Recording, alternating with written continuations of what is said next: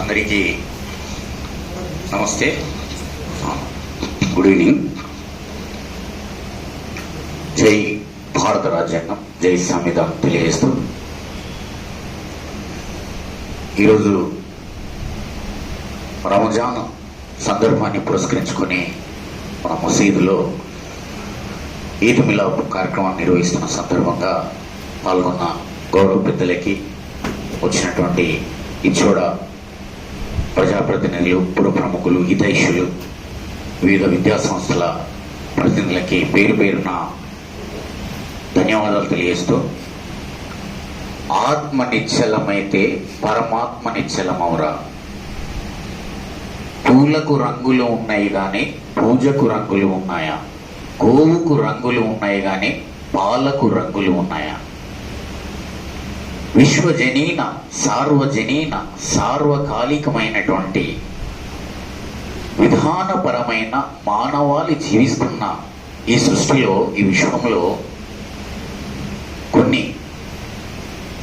అఘాతాలు, కుట్రలు, కుతంత్రాలు మానవ జీవితాన్ని చిన్నాభిన్నం చేసేటువంటి అల్లకల్లోలు జరుగుతూ ఉన్నాయి. మతం పేరిట, కులం పేరిట, ధనం పేరిట ఇవి జరుగుతూ ఉన్నాయి.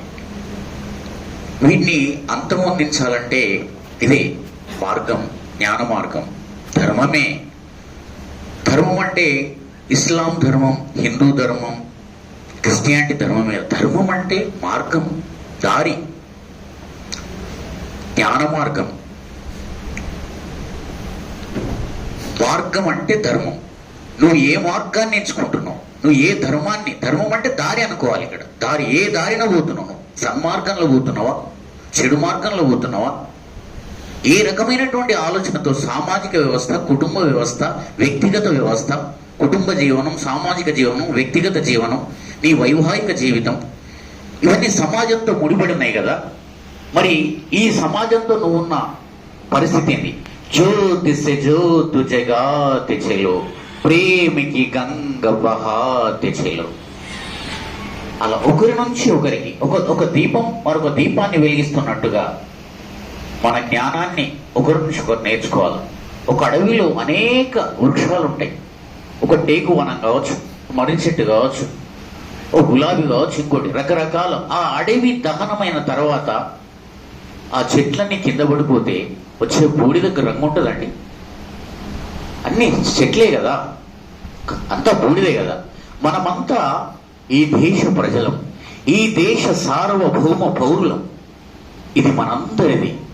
ఇక్కడున్న ఈ సృష్టి మనది. ఈ భూమి పుత్రులమైన మనం అందరం కలిసి మెలిసి సహజీవనం జీవించాలి. ఒకరి మతాన్ని మరొకరు గౌరవించుకోవాలి. ఈ ఇఫ్తార్ విందు, అంతకుముందు రంజాన్ నెలలో ఉపవాస దీక్ష మామూలైనది కాదని. ఉపవాసం ఉంటే బాడీ సర్వీసింగ్, తింటే బాడీ హెల్త్ కావచ్చు. అనేక రోజులు ఉపవాసం ఉండడం వల్ల బాడీ సర్వీసింగ్ అవుతుంది. అవసరం సర్వీసింగ్. ఒక వాహనానికి సర్వీసింగ్ అవసరం, అట్లాగే బాడీకి కూడా సర్వీసింగ్ అవసరం. సో ఆ సర్వీసింగ్ అనేది ఎట్లా ఉంటుందంటే, మనిషి ఆత్మగౌరవంగా తయారు కావాలంటే ఆరాధన లేని ఆత్మ తయారు కాదు. ఆరాధన అంటే పూజ.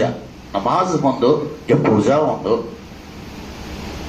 ఏదైనా ఆరాధన లేని ఆత్మ తయారు కాదు. ఆత్మ ఎట్లా తయారవుతుంది? శరీరం అన్నంతో తయారవుతుంది, రక్తంతో తయారవుతుంది. ఆత్మ అనేది నువ్వెవరు, నువ్వు ఎక్కడి నుంచి వచ్చినావు, నువ్వు ఏ ధర్మంలో నడుస్తున్నావు, నీ పూర్వీకులు ఎవరు, అసలు నువ్వు ఈ మానవాళిలో ఎట్లా సృష్టించబడ్డావని నిన్ను నువ్వు తెలుసుకొని నీ జ్ఞాన చైతన్యం జరిగినప్పుడు నీకు ఆత్మ అనేది తయారవుతుంది. ఆత్మ ఉన్నోళ్ళకు విలువ ఉంటుంది. విలువ ఉన్నోళ్ళకే అధికారం కావచ్చు, గౌరవం కావచ్చు, ఏదైనా మానవ విలువలు ఉన్నవారికే ఈ సమాజంలో గుర్తింపు దక్కుతుంది. కాబట్టి మనిషిగా మనం గుర్తించబడాలి. బుద్ధిజీవులం మనం. ప్రతి జీవికి మనకు తేడా, ఓ బండకు, ఓ చెట్టుకు, ఓ పశువుకి, మనిషికి ఉన్న తేడా ఏంటంటే మనం బుద్ధిజీవులం. సాటి మనిషిని ప్రేమించాలి, గౌరవించాలి. బొడ్ల కత్తి పెట్టుకుని చూసినట్టుగా ఎదుటోని చూడగానే పరమత సహనాన్ని కోల్పోయి ఆ మతం వారు ఈ మతం వారు ఏదో కలిసినప్పుడు ఆలింగనం చేసుకొని ఆత్మ బంధువులాగా మనం కలిసిపోవాలి. ఆత్మబంధం కన్నా, అంటే రక్తబంధం కన్నా ఆత్మబంధం గొప్పది. ఆత్మబంధం కన్నా జ్ఞానబంధం చాలా గొప్పది. బయాలజికల్ అంటే మన రక్తబంధం. ఐడియాలజికల్ అంటే జ్ఞానబంధం. జ్ఞానానికి మనము విలువ. జ్ఞానమే మాతృదేవత, అనంతమైనది జ్ఞానమే. భక్తి యోగ, కర్మయోగ, జ్ఞానయోగ, భగవద్గీతలో కూడా 3 ఉన్నాయి. కాబట్టి జ్ఞానము ద్వారా కూడా ముక్తి పొందొచ్చు. కాబట్టి జ్ఞానాన్ని సాధించాల, అనంతమైనదే ఈ జ్ఞానం. కాబట్టి జ్ఞాన మార్గాన్ని మనం ఎంచుకొని ఈ రకమైన ఆలోచనతోటి మనం ముందడుగేస్తే అందరం ఈ దేశాల్లో, ఏ దేశంలో అలజడి, చిన్న పిల్లలు ఒక స్కూల్ మీద 160 మంది చనిపోయారు. ఒక స్కూల్ మీద.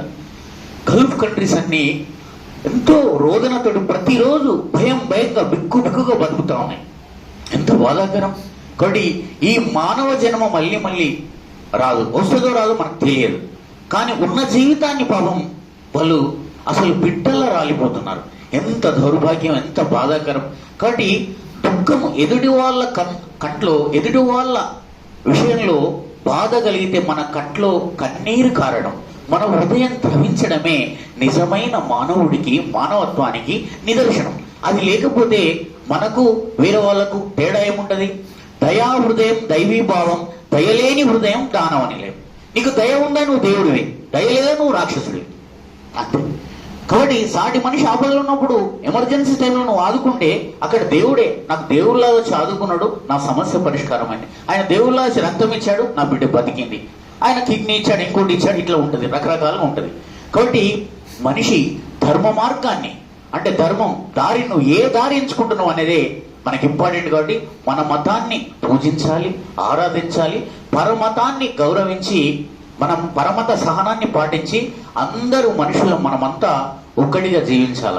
జమాతే ఇస్లామీ గత 20 ఏళ్ళుగా ఈ దేశంలో అన్ని రాష్ట్రాల్లో, ఈవెన్ లక్షద్వీప్, డయ్యూ డామన్, ఎక్కడనో సెంట్రల్ యూనియన్ టెరిటరీలో కూడా అనేక సేవా కార్యక్రమాలు చేస్తూ వస్తున్నది.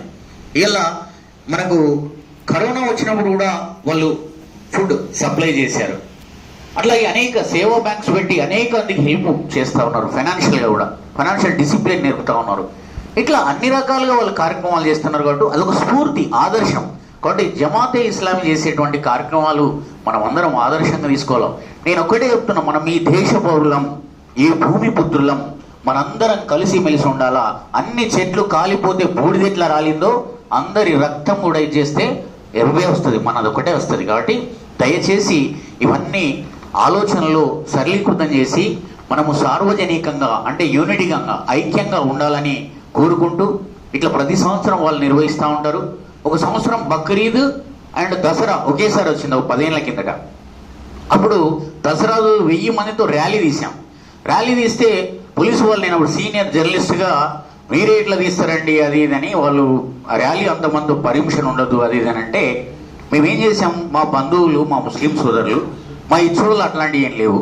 మేము ఆత్మీయ సమ్మేళనం పేరుతోటి బక్రీద్కి ఇదే విఠల్ రెడ్డి గార్డెన్లో మన ముస్లిం సోదరులందరికీ కూడా ఇఫ్తార్ ఇవ్వడం జరిగింది. అద్భుతమైన కార్యక్రమం జరిగింది. మంచిగా డిఎస్పీ గారు రావడం జరిగింది.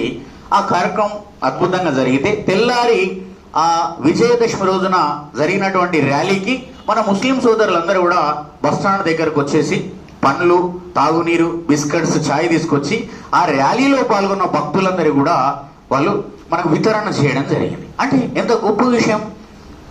ఇప్పటికీ వినాయక ఉత్సవాలకి మనము శోభయాత్ర చేస్తున్నప్పుడు ముస్లిం సోదరులు అక్కడ బిస్కెట్స్, టీ అవన్నీ ఇస్తారు, సర్వీస్ చేస్తారు.